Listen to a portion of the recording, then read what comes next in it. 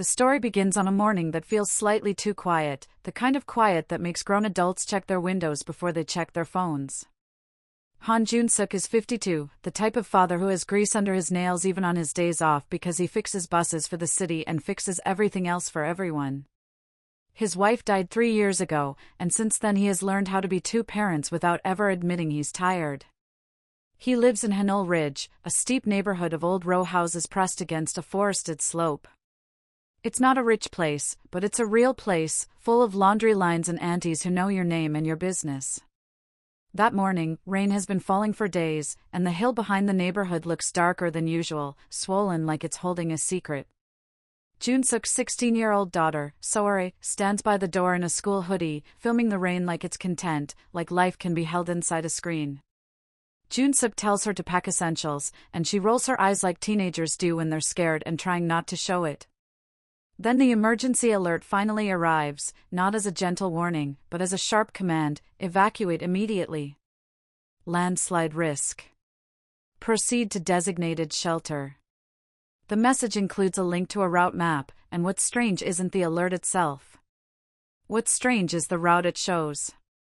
It doesn't send their side of the hill to the nearest community gym like it always has.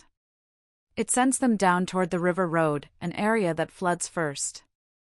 Joon-seok stares at the screen, frowns, and refreshes twice. The map doesn't change. He doesn't have time to debate with a government message during a storm, so he does what he always does. He makes a decision and moves. He wraps Soare's documents in plastic, grabs the framed photo of his late wife without thinking, and leads his daughter out into the rain. Around them, neighbors hurry out with bags and pets, some crying, some angry, some oddly calm. Joon-seok helps old Mrs. Park-eun-kyun, a 60-year-old widow who runs the neighborhood gossip network like a national intelligence agency, carry her medicine and her little rice jar as if she's going on a trip. This hill will never fall, she insists, but her hands are shaking. At the intersection, there are barricades and a police officer shouting directions, and the directions match the map, even though every resident knows it makes no sense. Cars are already clogging the river road, and water is pooling where water shouldn't pool. The siren of an ambulance echoes somewhere, and for a moment Joon-seok thinks, not the hill, please, not today, not again. Then the ground gives a soft tremor, like a muscle twitch, and everyone freezes. A distant sound follows, not a boom, not a crash, but a heavy wet tearing sound, like the earth itself is ripping open. Someone screams, and the crowd begins to run. They reach the designated shelter, a large sports complex with bright lights that feel insulting against the gray sky. Volunteers hand out blankets. A long table is set up where city staff check names and assign families to sections. Joon-seok gives his name and address automatically. The young clerk types, pauses, then types again. "I'm sorry," she says, not looking up. "Can you repeat your address?" Joon-seok repeats it, slower. Hanul Ridge, 17-4, Dean Street. The clerk's fingers hover. That street isn't on the list. Joon-seok laughs once, the kind of laugh that happens when your brain refuses the words it just heard. He points toward the main board where a printed shelter list is taped like a school announcement. Entire neighborhoods are listed, block by block, building ranges, unit numbers. Hanul Ridge is not there. Dean Street is not there. It's as if someone took a white eraser to the place where his life exists. "What do you mean, not on the list?" he asks, and he hears his own voice get louder. "My daughter's school is there. My house is there. My wife's ashes are on that shelf. What do you mean it's not on the list?" The clerk glances at her supervisor, a woman in a city vest with tired eyes who looks like she's been awake for 3 days. The supervisor steps in with practiced patience. "Sir, if your address isn't listed, you may be from an adjacent area. Sometimes boundaries change.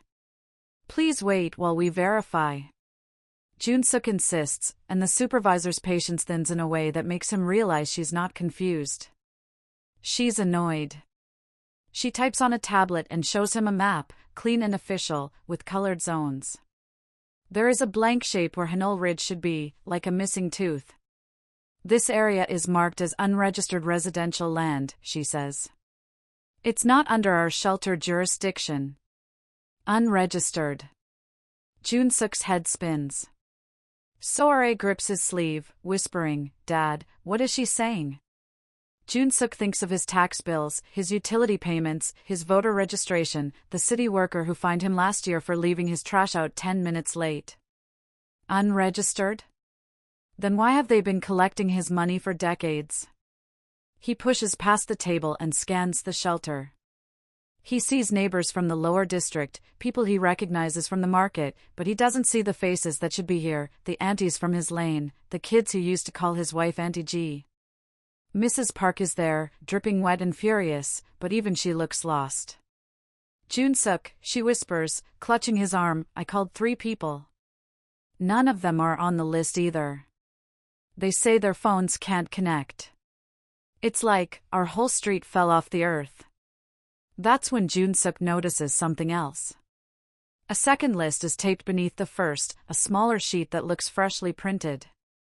It's titled Temporary Relocation Log. Beside a set of addresses, there are stamps that say Already Relocated. Already Relocated. Already Relocated. Joon-seok's throat tightens when he sees a familiar building number that's almost his, close enough to feel like someone is teasing him. He asks the supervisor what already relocated means. She answers too quickly. Those residents have been moved to alternate housing in advance due to high risk. Please do not disturb the process. Joon-seok looks at the date printed at the bottom of the page. It's yesterday. As if the city decided overnight that his entire neighborhood had already left.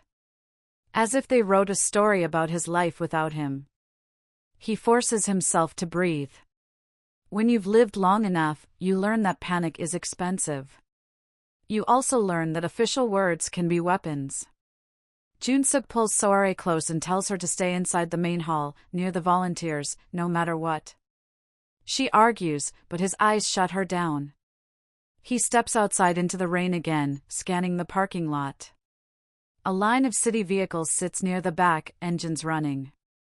One of them is an unmarked van with tinted windows. A woman in a hooded raincoat stands near it, arguing with 2 men in safety helmets. Her voice cuts through the rain, sharp and controlled. You cannot redirect the evacuation route through the river road, she says. That road becomes a trap. You're sending people into a flood. One of the men shrugs. We follow the official plan. The woman's jaw tightens. Then your official plan is going to kill someone. Joon-seok doesn't know why he walks toward her, but he does, like a moth to the only light that looks real. Up close, she's in her mid-40s, hair damp under her hood, eyes alert in a way that reminds him of a good nurse. She turns when she hears his footsteps, and he blurts out, "They say my street doesn't exist." The woman studies his face for a second, the way professionals do when they decide whether you're a problem or a person.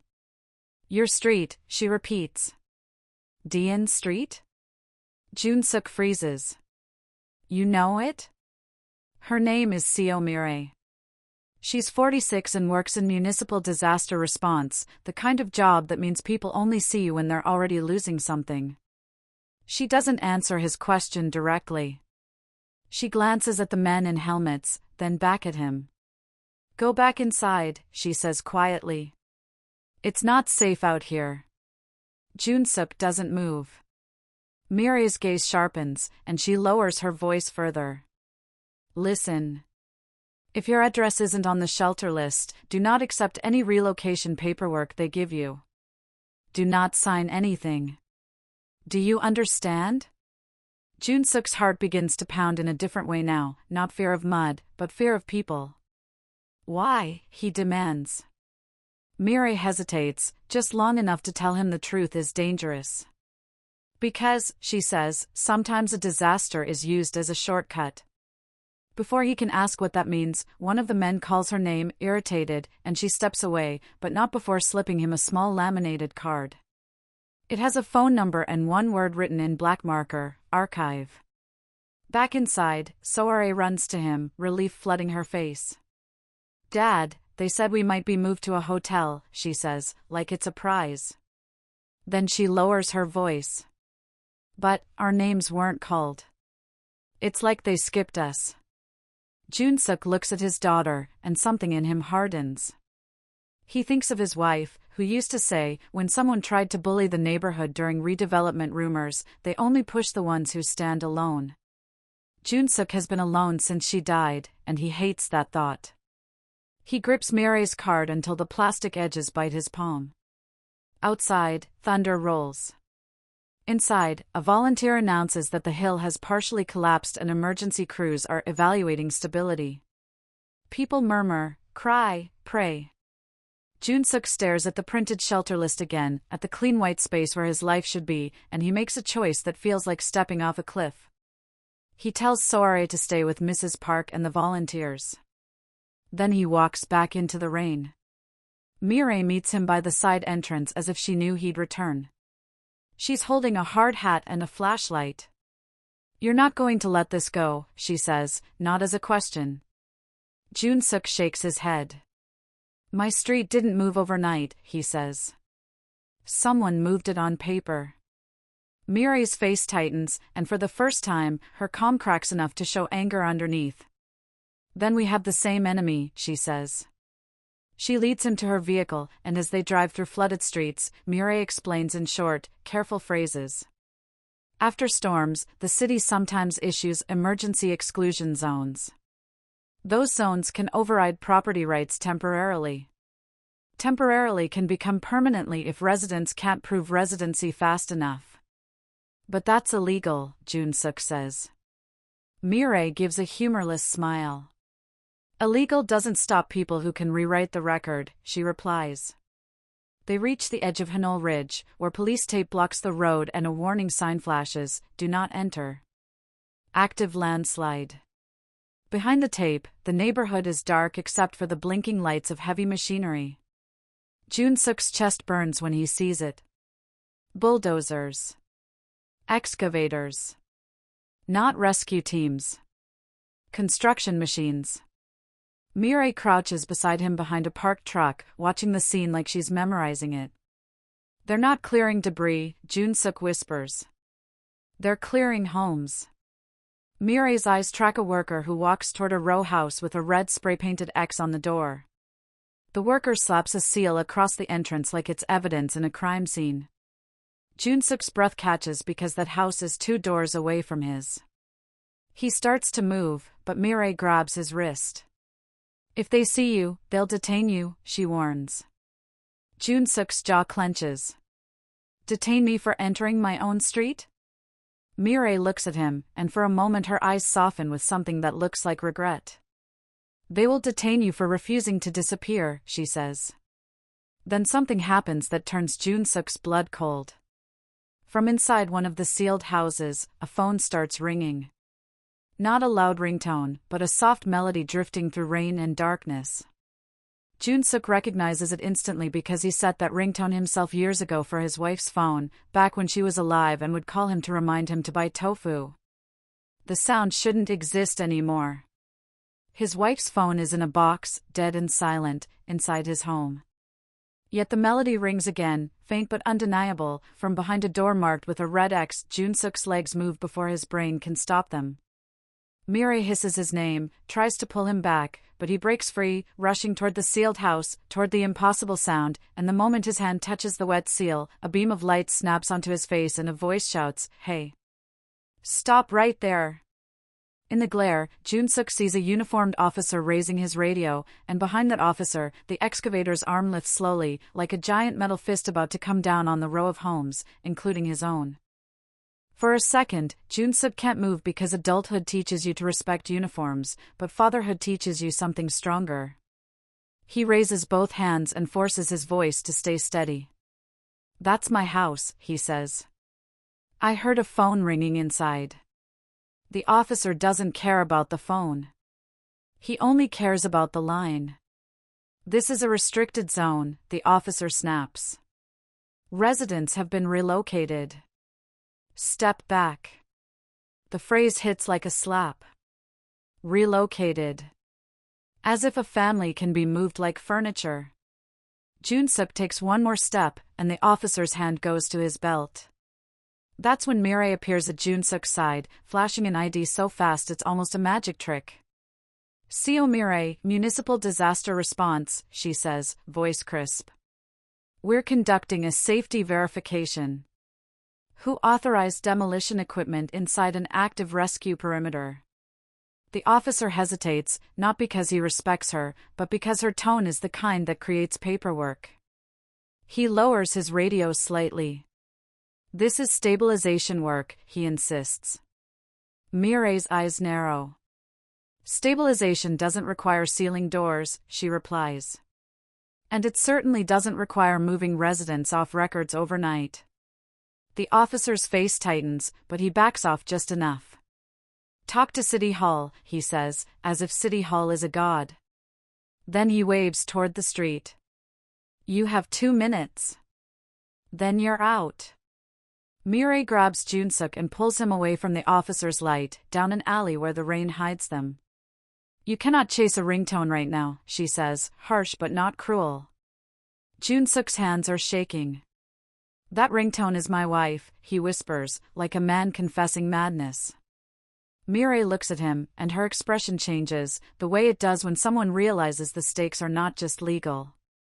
"Tell me your wife's name," she says. "Han Ji-won," he answers. Mireille's throat moves like she swallowed something sharp. "Ji-won," she murmurs, then catches herself. Joon-seok notices. "You know her too?" he demands. Mireille doesn't answer. Instead, she opens her phone and shows him a municipal incident dashboard. A list of addresses scrolls. Some are highlighted in red. Dean Street is not there. Joon-seok's own home number doesn't exist in the system. Mireille exhales slowly. "Someone scrubbed your block from the live database," she says. "That means your street is not just missing from the shelter list. It's missing from the emergency response." Joon-seok's stomach drops. Missing from rescue. Missing from aid. Missing from protection.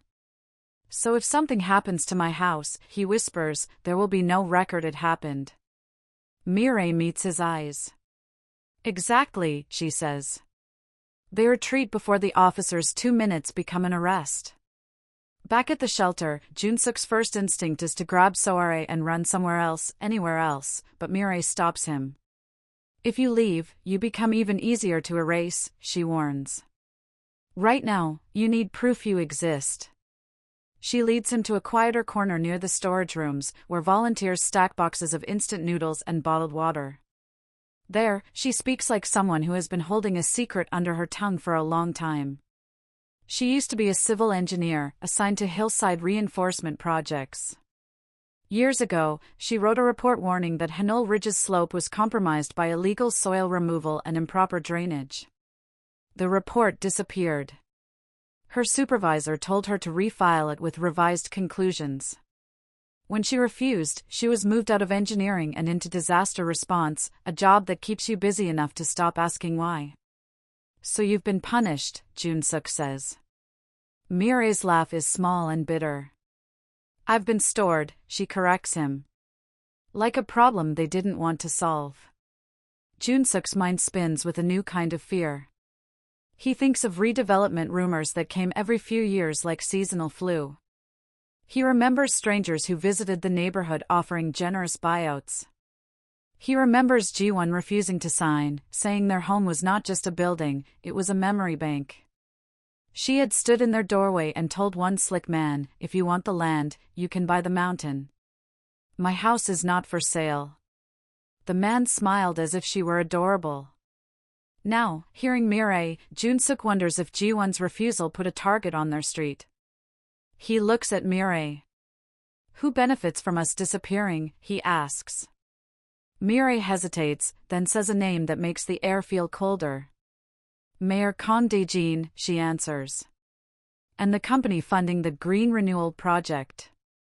She doesn't have to say the company's name for Joon-seok to understand. In this city, everyone knows which developer controls the skyline and the mayor's campaign posters. Lee Tae-woo Construction. Their logo is on half the cranes in town. Mireille tells him to go to the municipal archive in the morning. Not City Hall's public front desk, but the actual records office where old property maps and residency logs are stored. Most people don't know it exists, she says. That's why they forget to guard it properly. Joon-seok wants to leave immediately, but the storm won't allow it. Outside, rain falls harder, and the shelter's windows rattle. Soare finds him in the corner and throws her arms around him with the kind of strength teenagers pretend they don't have. Dad, people are saying the hill took 3 houses, she whispers. What if ours? She can't finish. Joon-seok strokes her hair, trying to become calm enough for her to borrow. We're going to prove our street exists, he says. And we're going to bring everyone home. Soare pulls back, eyes wet. How? She asks. Joon-seok looks at Mireille, then at the shelter list, then at the volunteers and the sleeping families. By refusing to be quiet, he says. The next morning, the storm pauses like it's catching its breath. The city is muddy and tense, but life pretends to continue. Joon-seok and Mireille leave the shelter early, telling Soare to stay and help Mrs. Park, who insists she can't sleep unless she's arguing with someone. Mireille drives them to the municipal archive, a bland building tucked behind a library, the kind of place you pass without seeing. Inside, fluorescent lights buzz over rows of filing cabinets and old rolled maps. A clerk with half-moon glasses looks up, bored, until Mireille shows her ID and says, "We need the pre-2020 residential boundary map for Hanul Ridge, including Dean Street." The clerk's fingers freeze on the keyboard for the smallest moment, and Mireille notices. "Is there a problem?" Mireille asks. The clerk forces a smile. "No problem," she says. "It may take time." She disappears into the back. While they wait, Joon-seok paces, staring at framed photos on the wall of city development milestones. One photo shows Mayor Kong cutting a ribbon beside CEO Lee Tae-woo, both men smiling like they own the future. Beneath it, a slogan reads, "Renewal for all." Joon-seok's hands clench. Mireille watches him, and for the first time she says something personal, something softer than strategy. "Your daughter looks like she trusts you," she says quietly. Joon-seok's laugh is tired. "She has no choice," he replies. Mireille looks away, as if that sentence hit something in her. "My son used to look at me like that," she admits. "Before my divorce. Before he decided trusting adults was a waste." Joon-seok glances at her. "You have a son?"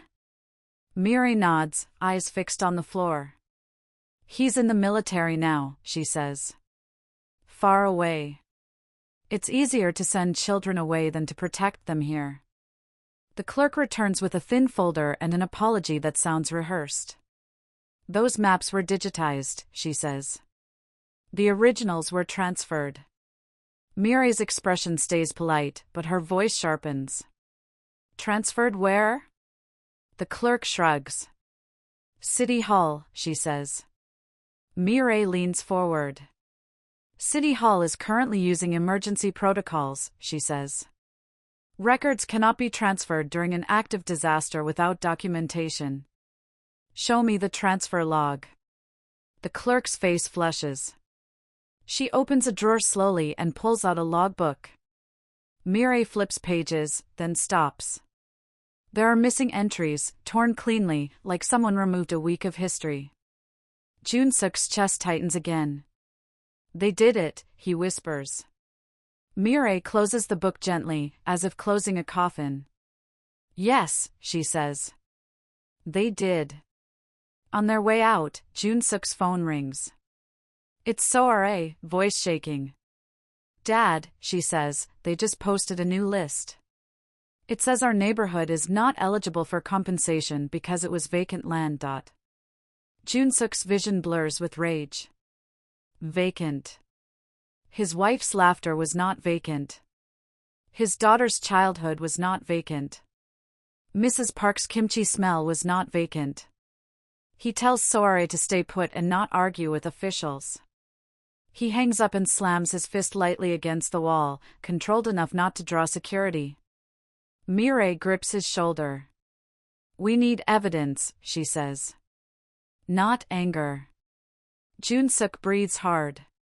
"Then where do we get evidence if the city owns the records?" he asks. Mireille reaches into her bag and pulls out a small USB drive. "From the part of the system they forgot to clean," she says. "Every printed list has metadata. Printer IDs. Time stamps. Sometimes even hidden revision codes. If we can get a photo of the shelter list up close, we can trace where it was generated." They return to the shelter, moving like people who understand time is running out. Mireille pretends to help volunteers tape a new announcement board while Joon-seok stands close enough to photograph the corner of the shelter list. There, in tiny print, he sees something he wouldn't have noticed yesterday, generated by GR Urban OPS/revision 03/operator LTW Ops. Mireille's eyes flash. "LTW," she whispers. "Lee Tae-woo's Operations Division." Joon-seok's stomach turns. The shelter list was not made by the city's disaster team. It was made by a private developer. His street didn't disappear because of mud. It disappeared because someone paid for it to vanish. Before they can move, two security officers approach, faces stern. "Sir," one says to Joon-seok, "we need you to come with us." Joon-seok blinks. "Why?" he asks. The officer gestures toward the storage room. "Supplies were reported missing," he says. "Your name was mentioned." Joon-seok's breath catches. He looks at Mireille, who stiffens. "That's impossible," Joon-seok says. "I haven't," the officer cuts him off. "Come now," he repeats. Joon-seok's mind races. A frame job. A distraction. A way to label him a troublemaker so no one listens when he talks about missing streets. Soare pushes through the crowd, face pale. "My dad didn't steal anything," she cries. A volunteer tries to calm her, but she swats the hand away. Joon-seok's heart breaks at her fear, but he forces his voice to stay low. "Soare," he says, "look at me. Stay with Mrs. Park. Do not follow." Tears spill in her eyes. Mireille steps forward. "I'm municipal staff," she says sharply. "If you're detaining a resident, you must log it under emergency protocol." One officer looks uneasy, but the other doesn't. "Orders," he says simply. As Joon-seok is led away, he catches a glimpse of the unmarked van outside again. The tinted window lowers a fraction. Inside, he sees a man in a suit, dry and calm despite the storm, talking on a phone. He turns his head slightly and makes eye contact with Joon-seok, and in that glance there is no surprise, only confirmation, like he expected this scene. The man smiles, faintly, then the window slides back up. Joon-seok's stomach drops because he recognizes the face from the city development photo. It's the mayor's chief aide, the man who always stands behind Mayor Kong with a folder and a smile. And the smile he just gave Joon-seok is the smile of someone watching a plan work.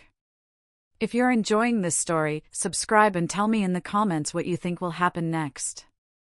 Joon-seok is kept in a small office near the shelter's administrative wing, not a real jail, but not freedom either, the kind of space meant to make you feel guilty even when you aren't. A security supervisor questions him with polite words and cold eyes. "We have reports," the supervisor says, "that you interfered with restricted zones and took unauthorized photographs of official documents." Joon-seok's pulse spikes, but he keeps his face blank. "I photographed the shelter list because my address was missing," he says. "That's not theft.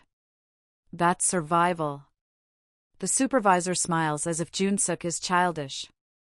"Sir," he says, "disasters create confusion. Some people misinterpret. You should focus on your family's safety instead of rumors." Joon-seok's hands clench under the table. Rumors. As if his street's disappearance is gossip. He thinks of Soare standing in the crowd, scared, and something in him steadies. If my family's safety matters, he says, then why did your shelter list send my neighborhood into a flood route? The supervisor's smile falters for half a second. Just half. But Joon-seok sees it. Truth always creates that tiny crack. Hours pass, enough for the shelter to shift into its afternoon rhythm of exhaustion.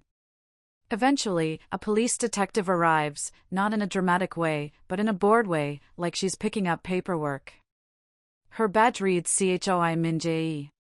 She looks young, late 30s, but her eyes are older, the kind of eyes that have watched too many people beg. She flips through a folder. Han Joon-seok, she says. You're accused of theft and disruption. Joon-seok sits up straighter. I'm accused of existing, he replies. Detective Choi pauses, then closes the folder quietly. Tell me about your missing street, she says, voice low. Joon-seok blinks. You believe me? He asks. Detective Choi's mouth tightens. I don't believe anyone, she says. But I know when a file looks too clean. Your address doesn't exist in our emergency dispatch system. That's not an accident. That's an erasure. Joon-seok's breath catches. Then help me, he whispers. Detective Choi studies him. Help is expensive, she says. And dangerous. Joon-seok's voice turns raw. My wife died, he says. My daughter is all I have. If you send us back into nothing, that's another kind of death. Detective Choi exhales slowly, then slides her phone across the table. On the screen is a photo of the shelter list corner Joon-seok took, enlarged. She points at the tiny print.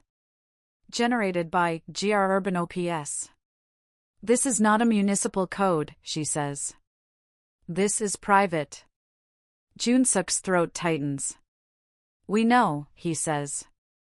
Lee Tae-woo Construction. Detective Choi's eyes flicker in surprise, then narrow with interest. Who is we? She asks.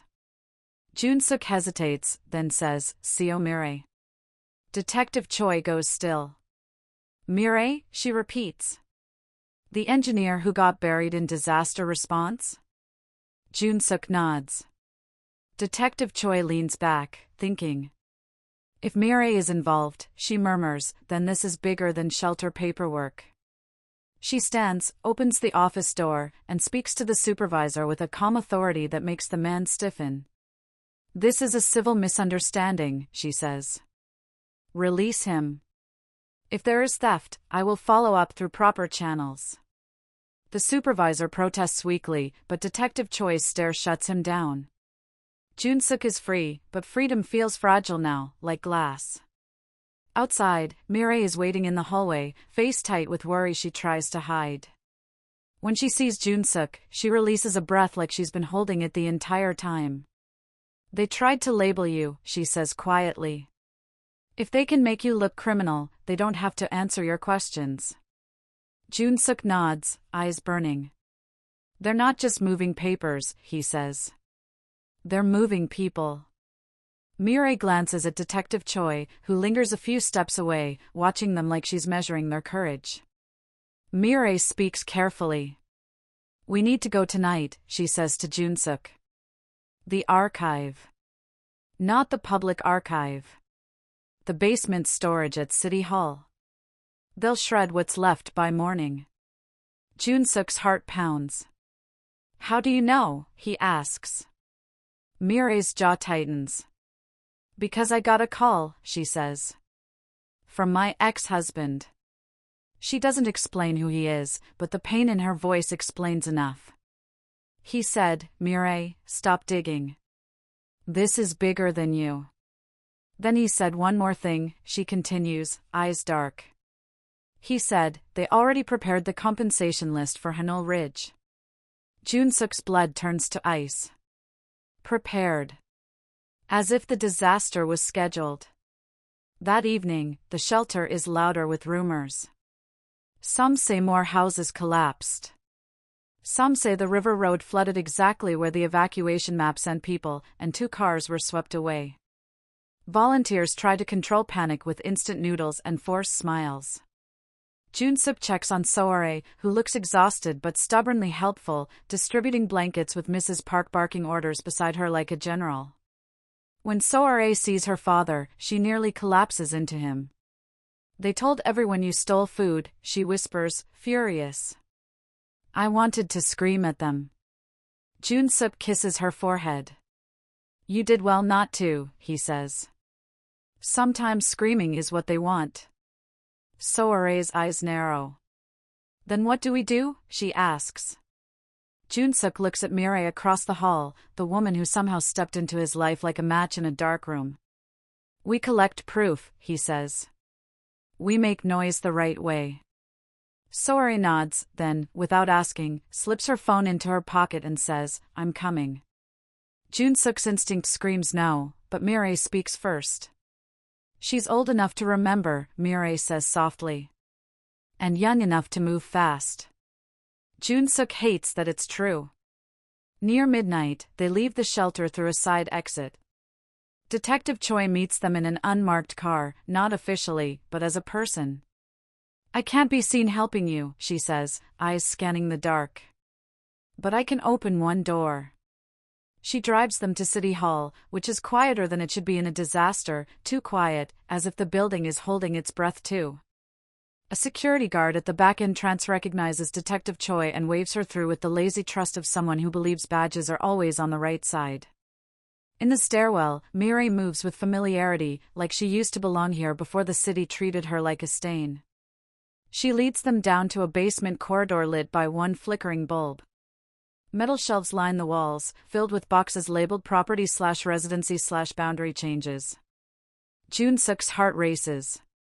"This is where they keep the bones," Mireille whispers. They find a box marked Hanul Ridge/2017 to 2019. Inside are residency logs, old utility crosschecks, maps with handwritten notes. Soare's fingers tremble as she flips through pages, seeing familiar names. Mrs. Park Eun-kyun. Kim Seon-ho. Yoon Min-suk. They're neighbors. They're proof. Then Mireille pulls out a large folded map and spreads it on the floor. Joon-seok's breath catches. There, in ink, is Dean Street, exactly where it should be. It exists. It has always existed.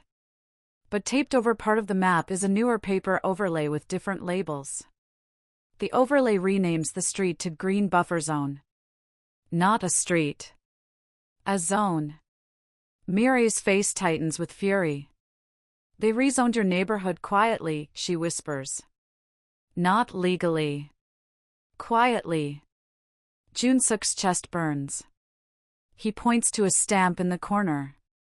"Approved by," he reads aloud, voice shaking. "Mayor Kang Dae-jin." The signature is clear. The date is 2 years ago, the same year Ji-won died in what the city called an accidental fall on a wet stairwell. Joon-seok's knees go weak. He always blamed rain. He always blamed fate. Now, seeing that date, he feels a new kind of grief, the grief of realizing your tragedy may have been convenient for someone. A sound echoes down the corridor. Footsteps. Not theirs. Mireille snaps the map back into the box. Detective Choi stiffens. "We're not alone," she whispers. The footsteps grow closer, steady, purposeful. Soare's eyes widen. Joon-seok pulls her behind him. Mireille's hand goes to her phone, ready to record. The basement door at the far end swings open, and bright light floods the corridor. 2 men in suits step in, followed by a security officer with a key ring. One of the men is the mayor's chief aide, the same man Joon-seok saw in the van. Dry. Calm. Smiling. He looks down the corridor and speaks as if he's greeting guests at a party. "Seo Mireille," he says warmly. "You really can't stop making trouble." Mireille's face goes pale, but her voice is steady. "You're not supposed to be here," she says. The aide chuckles. On the contrary, he replies. This is exactly where I'm supposed to be. His gaze slides to Joon-seok and then to Soare, lingering just long enough to be a threat. Mr. Han, he says, polite, your street is gone. Your file is gone. You can either accept the relocation offer quietly, or you can become the reason your daughter's name disappears next. Soare inhales sharply, and before Joon-seok can stop her, she steps forward, phone raised, recording. Say that again, she says, voice trembling but fierce. The aide's smile widens. Ah, he says softly, the daughter. He lifts his hand, and the security officer moves toward them. Detective Choi's jaw clenches, and for a heartbeat it looks like she might draw her weapon, but she doesn't. Because in this basement, with cameras and power, a weapon would become an excuse. Mireille whispers to Joon-seok, run when I say. Joon-seok's heart pounds so loud he can barely hear. The aide takes one more step forward, and behind him, more footsteps echo, more men arriving, filling the corridor like a closing net. Then Mireille's voice slices through the air, sharp as glass.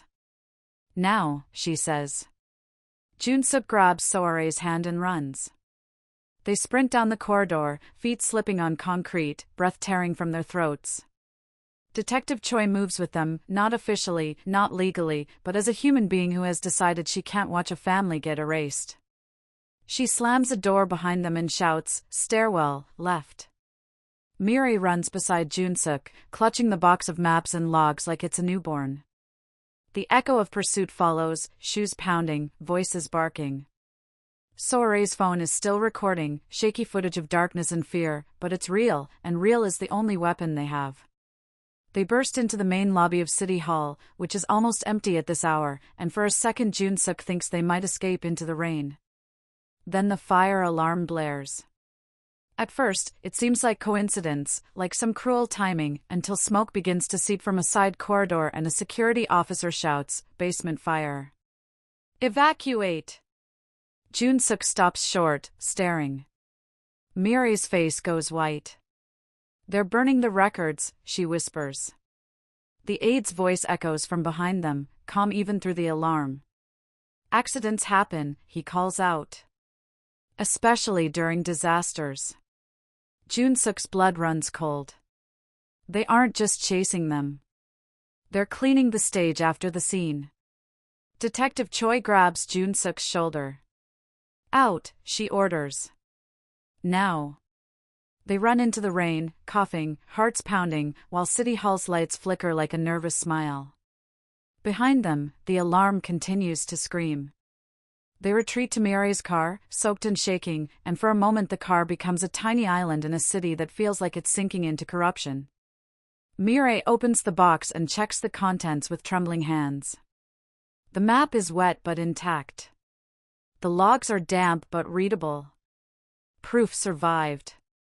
Soare stares at her phone screen, replaying the video of the aide's threat. We have him, she whispers. Joon-seok looks at his daughter and feels a fierce pride mixed with terror.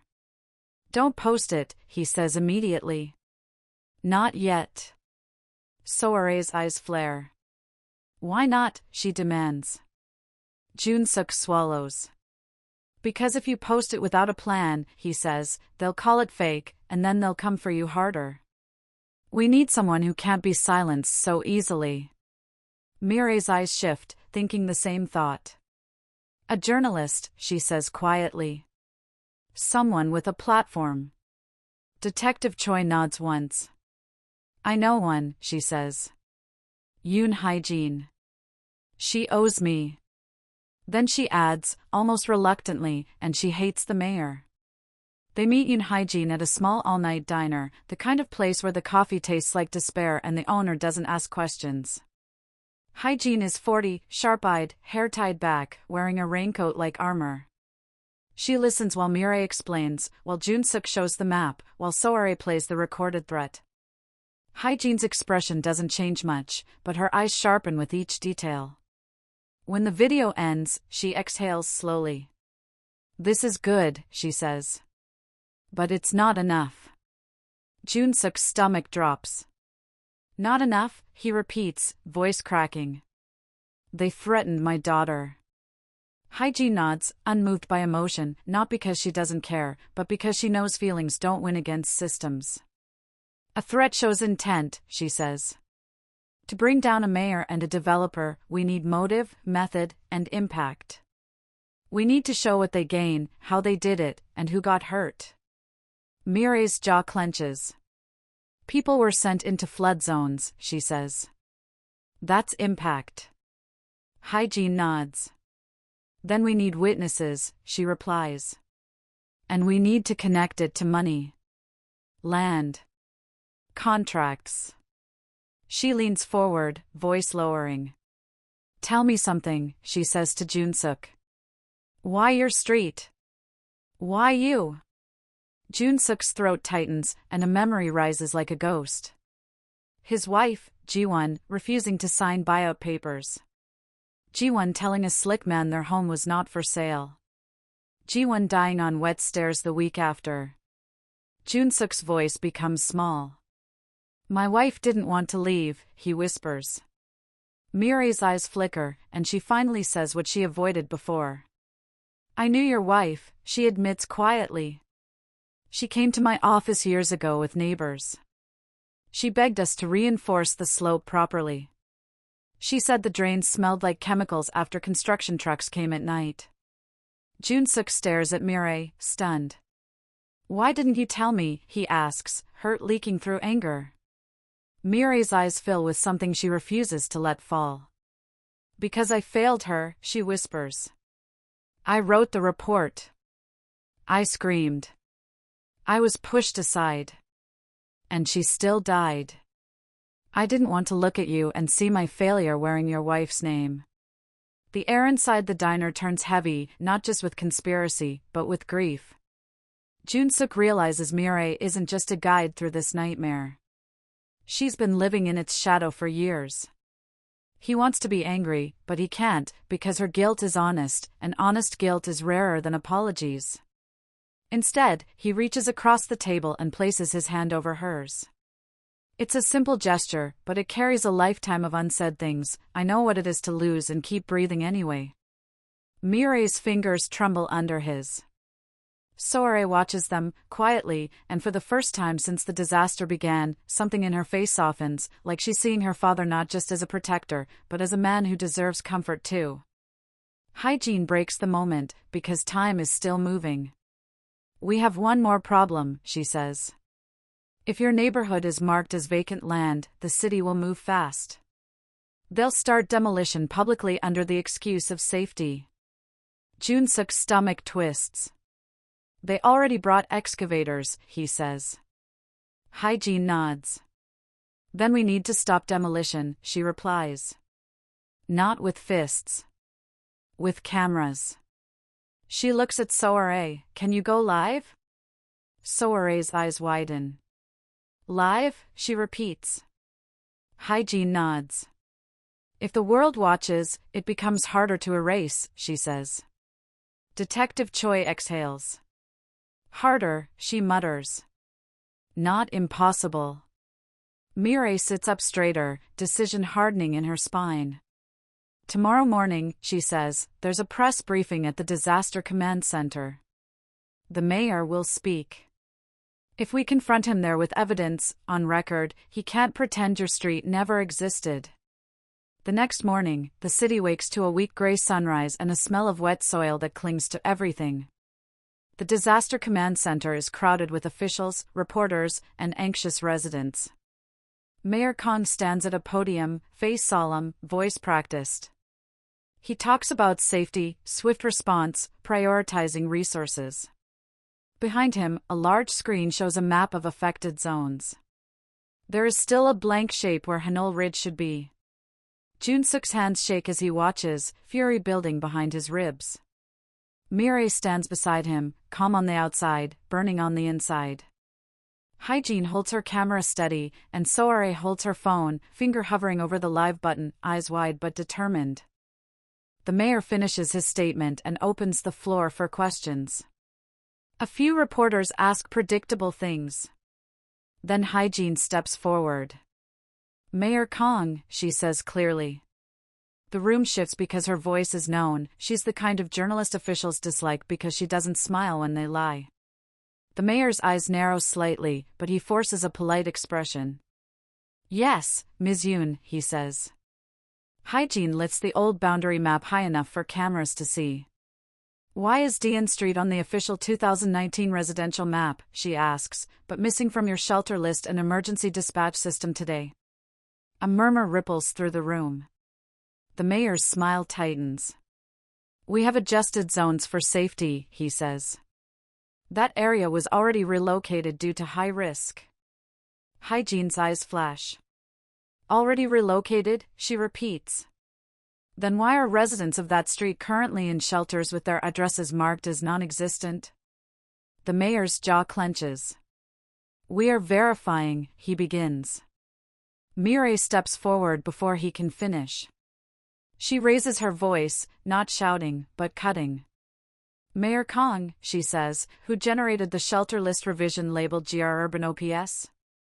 Why does the metadata indicate it was produced by Lee Tae-woo Construction Operations? The room goes quiet in that dangerous way, like a breath held before a scream. Mayor Kang's face remains composed, but his eyes flick briefly to the side, toward his aide. The aide's expression is calm, too calm. That is misinformation, the mayor says. Private companies assist during emergencies. It is normal. Mireille's voice sharpens. It is not normal for a private developer to decide which citizens qualify for rescue, she replies. Soare's finger taps the screen. She goes live. In seconds, the confrontation is no longer just inside the command center. It's in phones, in group chats, in the hands of people who love drama and truth equally. Comments flood Soare's screen too fast to read. The mayor's aide steps forward, trying to block cameras, but reporters push closer, hungry. Joon-seok's heart pounds as he realizes something terrifying. The moment you expose power, power panics. The aide whispers to the mayor, and the mayor's voice turns colder. Seo Mireille, he says, you have a history of disruptive behavior. You were reassigned for a reason. Mireille's eyes flare. Yes, she says. Because I refused to rewrite an engineering report that warned this slope would fail. The room erupts in murmurs. The mayor's smile disappears entirely.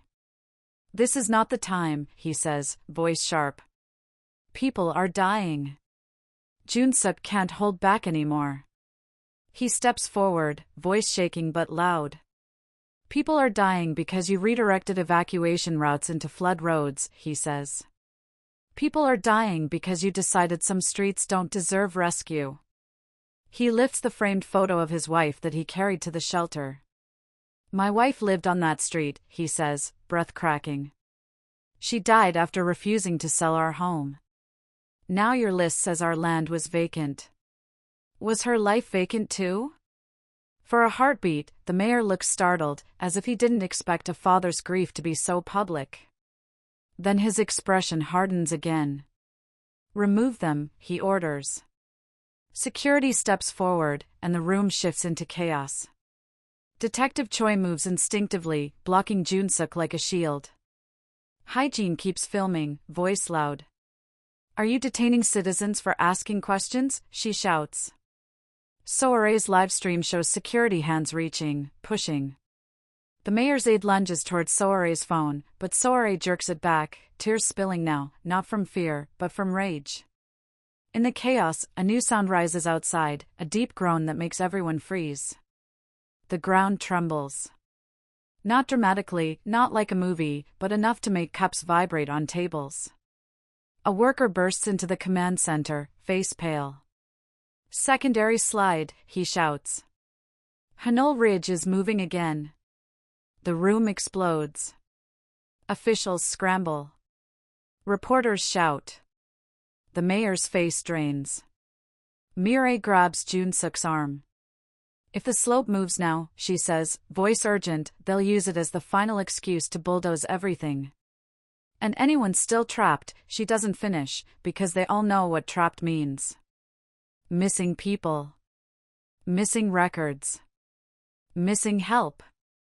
Joon-seok's mind flashes to Mrs. Park and the neighbors who refuse to evacuate fully, insisting they needed to check their pets, their photos, their locked doors. Sorry, he says, voice fierce, end the stream and stay with hygiene. Sorry shakes her head violently. No, she cries. I'm going with you. Joon-seok's eyes soften for half a second, then harden again. If you die, your mother dies twice, he says, and the words cut so sharply Soare freezes. Mireille steps in, voice gentler. We need you alive to tell the world, she whispers to Soare. Soare's lips tremble, but she nods. Joon-seok turns and runs with Mireille and Detective Choi toward the hill, toward the place the city insists is blank. At the base of Hanul Ridge, rain begins again, thin and cold. Sirens wail. Police tape flaps wildly. In the distance, the slope is visibly shifting, trees leaning at unnatural angles, earth swelling like it's breathing. And there, parked at the edge of the neighborhood, is an excavator poised like a predator, ready to tear into what remains. Joon-seok sees a small figure near the tape, waving frantically. Mrs. Park Eun-kyun. She's screaming something, and when they reach her, her face is wild with terror. Soare's friend, she shouts. The girl from the corner house. She went back for her grandfather and now the door is sealed. They sealed it with a red X. Joon-seok's blood turns to fire. The sealed houses again. The missing people again. Where? He demands. Mrs. Park points, shaking. There, she cries. And I heard a phone ringing inside like a ghost. Joon-seok doesn't think. He runs toward the row of homes, mud sucking at his shoes, rain blurring his vision. Mireille runs with him, shouting at workers to stop the excavator. Detective Choi waves her badge, yelling for emergency access. A worker hesitates, then shakes his head. Orders, he shouts. Joon-seok reaches the sealed door with the red X and slams his shoulder into it. Pain shoots through him. The door doesn't budge. Inside, the soft ringtone begins again, the same melody from his wife's old phone, steady, stubborn, impossible. Joon-seok's chest tightens so hard he can barely breathe. Mireille grabs a crowbar from a nearby debris pile and wedges it under the seal. Hold the door, she snaps. Joon-seok braces, muscles screaming, while Mireille pries, face strained. The seal tears. The door cracks open. Inside, the air smells like damp wood and something else, something chemical. Joon-seok's heart hammers as he steps into the dim hallway. The ringtone is louder now, coming from the back room. He rushes toward it, and there, on the floor near a toppled chair, is an old phone, screen cracked, playing the melody on loop. Not his wife's phone, but the same model, the same setting. Beside it, tied to a chair with duct tape, is a terrified teenage girl, eyes wide, mouth gagged, tears streaming. Joon-seok rips the tape away, hands shaking. The girl sobs, they said we're not supposed to be here. They said the street is gone. Joon-seok's throat tightens. He looks at the phone, then at Mireille, who stares at the device with dawning horror. They used the ringtone as bait, Mireille whispers. To lure you in. To trap you inside a sealed house. To make you disappear with the street. Joon-seok's blood turns to ice. It wasn't a ghost. It was a weapon. Outside, the slope groans again, louder, and mud begins to slide in slow motion at first, then faster. Mireille grabs Joon-seok's arm. We have to get out, she shouts. Joon-seok lifts the girl and runs, lungs burning, while Detective Choi shouts for people to clear. The excavator's operator finally panics and swings the machine away, but it's too late. A wave of mud surges down the slope, swallowing fences, snapping small trees, racing toward the row of homes. Joon-seok runs like a man chasing time itself, and as he reaches the street, he slips, falling hard into mud. The girl screams. Mireille grabs him, hauling him up with strength that surprises him. Their faces are inches apart, rain mixing with tears, and in that second Joon-seok sees something in Mireille's eyes that isn't just duty. It's love, buried under fear, rising because life is short and truth is urgent. They make it to the main road just as the mud wave slams into the houses behind them with a roar that shakes the air. People scream. Sirens wail. And standing near the tape, frozen in shock, is Mayor Kong himself, who has come to assess the disaster like a king inspecting a battlefield. Mud splashes onto his expensive shoes. For the first time, his control breaks, and his face shows fear.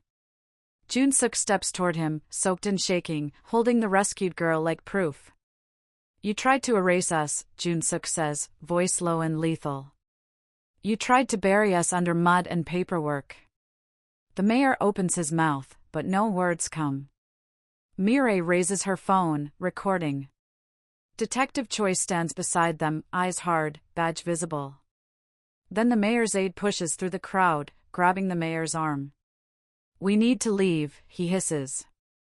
The mayor flinches like a puppet being pulled. Joon-seok's eyes lock onto the aide.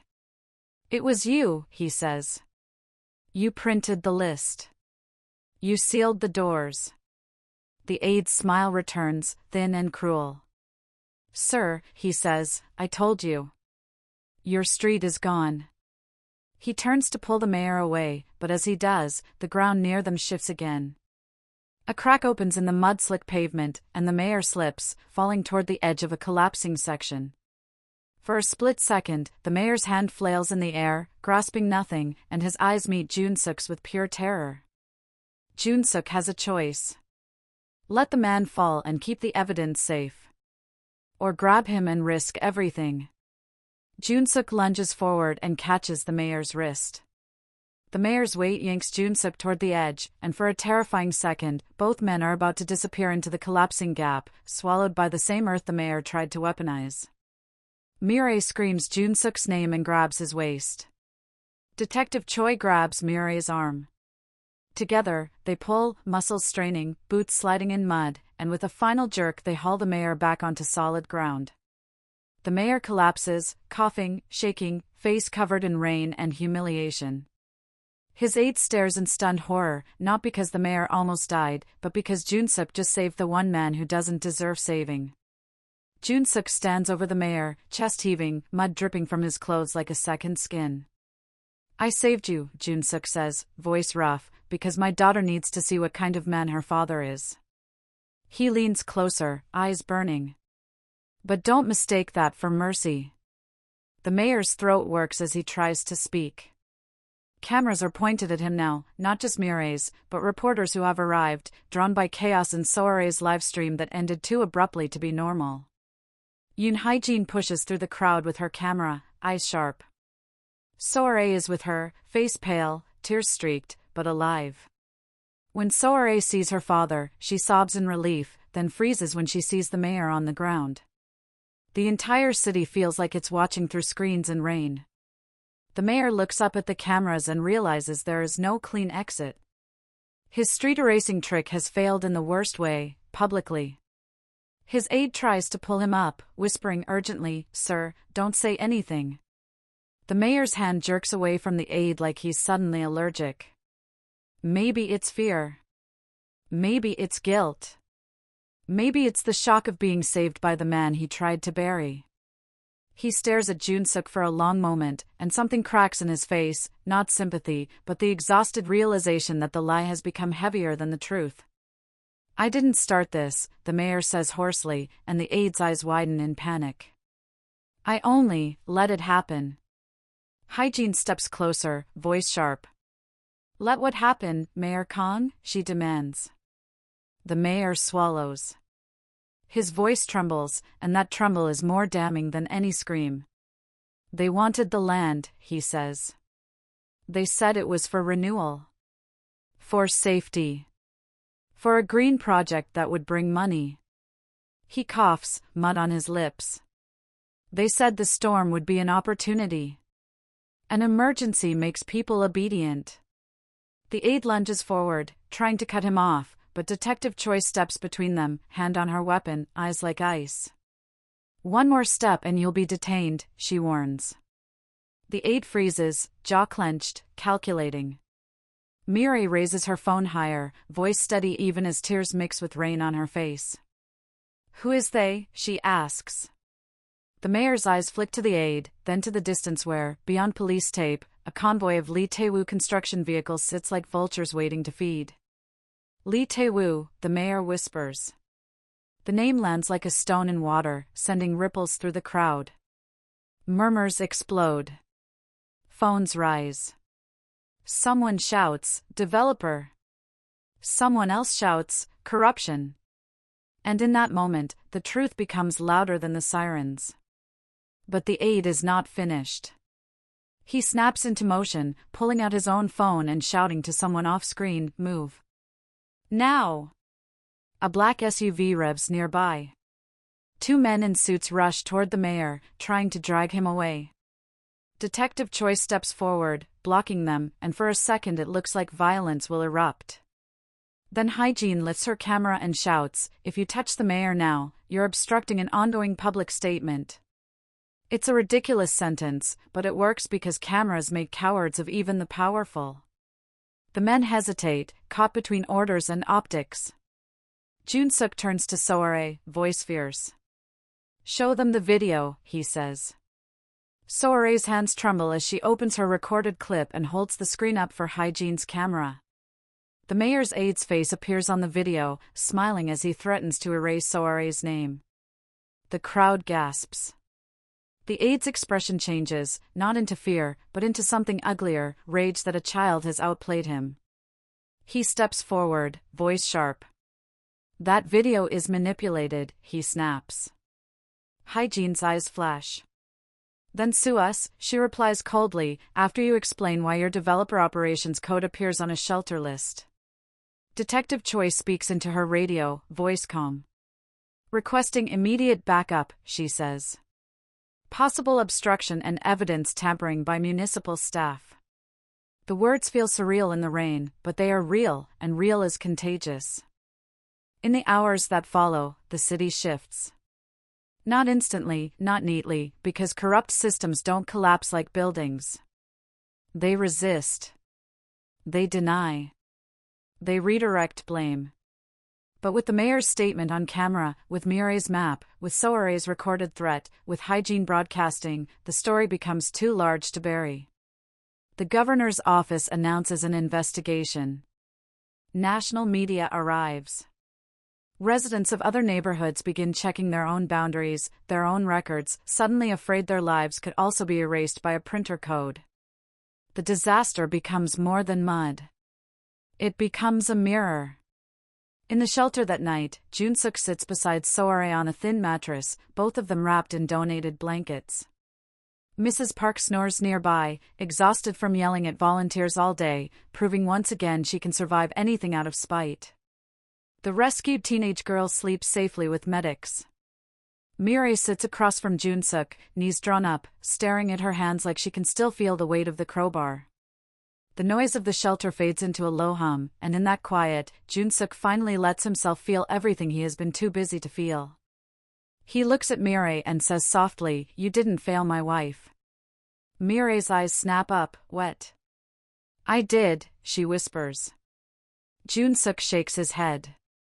"The people who erased our street failed her," he replies. "You're the one who helped bring it back." Mirai's lips tremble, and for a moment she looks like she might collapse into grief. Instead, she laughs softly, brokenly. "I didn't want to be brave," she admits. "I just got tired of being quiet." Joon-seok nods. "Me too," he says. Weeks later, the slope is stabilized properly, not by rush machines, but by real engineering, with inspections that actually get filed and not shredded.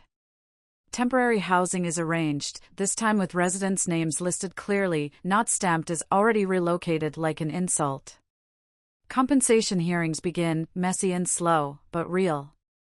The mayor resigns under pressure, and his aide is arrested for obstruction and coercion, his smug smile finally stripped away by handcuffs and cameras. Lee Tae-woo Construction denies everything, of course, but investigations have a way of finding money trails that paper overlays can't hide forever. In a small victory that feels enormous, the city's official map is updated, and Dean Street reappears in clean black lines, as if it never vanished. Joon-seok stands at the corner sign when it's reinstalled, staring at the letters like they're a miracle. Soare takes a photo and posts it with a caption that simply says, "We exist." And in the middle of all this, something quieter grows. Mireille starts visiting the neighborhood meetings not as a staff member, but as a person. She listens to aunties complain and children laugh, and slowly her shoulders drop, as if she's finally allowed to belong somewhere again. Joon-seok finds himself waiting for her texts in the evening, not because he needs strategy, but because her words make the world feel less cold. One day, as they walk through the muddy remains of what used to be their lane, Mireille stops and points at a patch of ground where a small wildflower has survived, stubborn and bright. "It's strange," she says softly. "The city tried to erase you, but the earth still remembers." Joon-seok looks at her, and something in him finally loosens. "Then let's make the city remember too," he replies. On a spring morning, months after the storm, Joon-seok and Mireille stand at the community center opening, a small renovated building funded by public donations and legal settlements. It's not flashy. It's not rich. But it's theirs. Soare volunteers inside, helping younger kids with homework, her anger turned into purpose. Mrs. Park runs the kitchen like a tyrant, feeding everyone as if food is the most reliable form of love. Detective Choi stops by in plain clothes, pretending she's just there for coffee, but her eyes soften when she sees the neighborhood alive. Hygiene films quietly from the corner, capturing not just scandal, but recovery, because she understands endings matter too. Joon-seok looks at the street sign outside Dean Street, and for the first time since his wife died, he feels something that isn't just survival. It's gratitude. Not for the storm, never for the storm, but for the fact that when the world tried to erase him, he found people who refused to let him vanish alone. If this story moved you, hit like, subscribe, and share it with someone who loves K-drama style drama. Comment, if you discovered your city erased your neighborhood on paper, would you fight publicly like Joon-seok did, or would you take the quiet payout to protect your family? I read every comment, and your support keeps these stories coming.